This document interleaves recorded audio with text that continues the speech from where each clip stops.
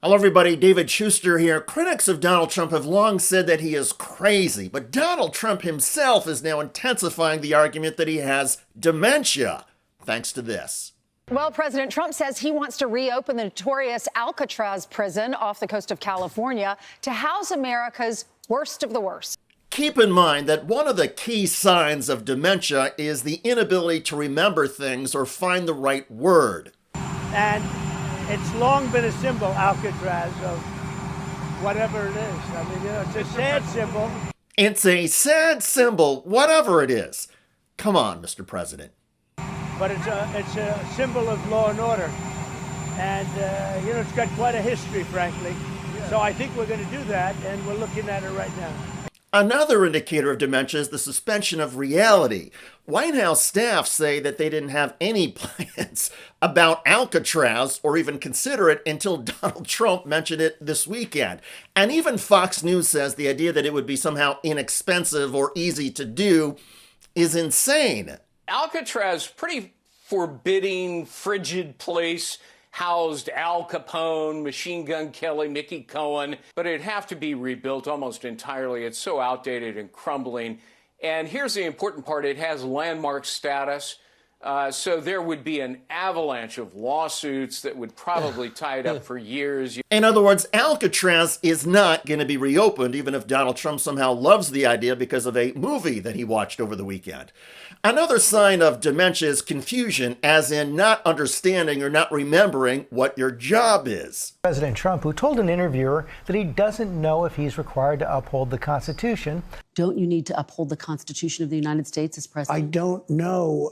I have to respond by saying again, I have brilliant lawyers that work for me. Less than 4 months ago, Donald Trump took the presidential oath of office from one of the highest profile lawyers in the United States, the U.S. Supreme Court Chief Justice. And Trump made this pledge. Preserve, protect, and defend. Preserve, protect, and defend. The Constitution of the United States. The Constitution of the United States. So help me God. So help me God. Now, never mind Donald Trump forgetting his pledge to protect and defend the Constitution. Donald Trump also seems at a loss these days over the Declaration of Independence, a copy of which, an early copy, hangs in the Oval Office. Of course, you have the Declaration of Independence. What does it mean to you? Well, it means exactly what it says. It's a declaration. It's a declaration of unity and love and respect, and it means a lot. And it's something very special to our country. Check out Terry Moran's perplexed face. You see, the Declaration of Independence is not a declaration of unity and love and respect. It lists 27 specific complaints against King George III and the British government. The colonists in the 13 colonies used the Declaration as a rallying cry to fight and kill British troops during the Revolutionary War. Now, another sign of dementia, aside from forgetting things and memory loss, is repetition. And over the past several weeks, Donald Trump has repeatedly obsessed and bashed the Wall Street Journal, and he did it again over the weekend on Air Force One. Who are you with? The Wall Street Journal. That's right. Well, you people treat us so badly. Wall Street Journal has truly gone to hell. Go ahead. It's a rotten newspaper. You hear what I said? It's a rotten newspaper. Are there any updates and talks with I wouldn't tell the Wall Street Journal because it'd be wasting my time. There are talks, but I don't want to talk to the Wall Street Journal. But look, Wall Street Journal is China-oriented, and they're really bad for this country. Now, to be fair, Donald Trump is not the only member of his administration to say or do things that sound nutty, or to lose some perspective, or to abandon reality. Attorney General Pam Bondi has made some claims about the administration preventing fentanyl deaths. Since Donald Trump has been in office, DEA has seized over 21 million fentanyl pills. That's 21 million lives saved, in my opinion. 21 million pills means 21 million deaths? Keep in mind that last year, the total number of deaths from fentanyl, while horrible in the United States, was 70,000. But just in the first 4 months of the Trump administration, the administration has saved 21 million lives? Pam Bondi corrected herself 2 days later. Since he's been in office, DEA has taken 22 0.2 million fentanyl pills off the streets and seized, listen, 1,400 pounds of pure fentanyl. This is 119 million lives Donald Trump has saved since January. Pretty remarkable. 119 million? The entire population of the United States is 340 million. So Bondi is saying that the Trump administration saved 1 out of every 3 Americans. And then Pam Bondi changed it again. You have been in office, President Trump.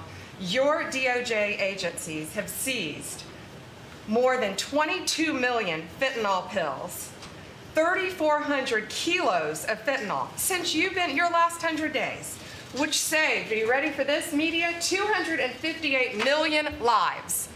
The Trump administration has saved 258 million lives. In just 4 months, 2 out of every 3 Americans have had their lives saved by the Trump administration. That's the level of insanity and craziness that surrounds Donald Trump. But of course, the dementia and the wild claims all starts with Trump himself. And one of the things that is another sign of dementia, at least seems to be another sign of dementia, is when older people tend to watch a lot of Fox News and don't really have any judgment to separate fact from fiction. Well, we know Donald Trump is watching Fox News, and we know that he was watching when Karl Rove criticized Trump for posting an image of himself, Trump, as the Pope. You know, just tweeting out a picture of you as the Pope is deeply offensive to a great many people. Rove also criticized Trump in the Abrego Garcia case. Going out there and saying, for example, this guy from Maryland, I don't know whether he's a good guy or a bad guy. I don't know if he's a gang member or not.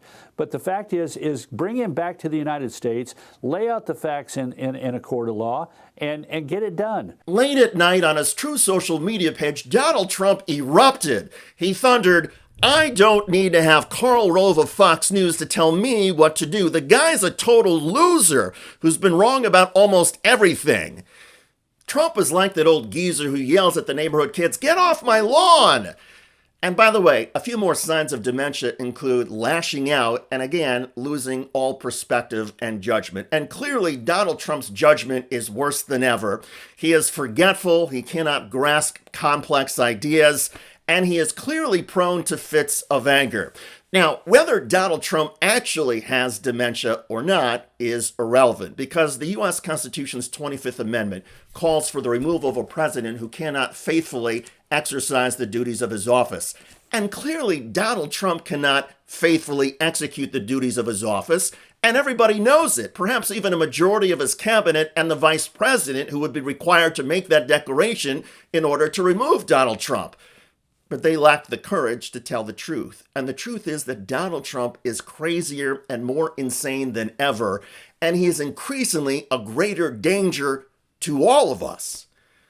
I'm David Schuster. Thanks for joining us.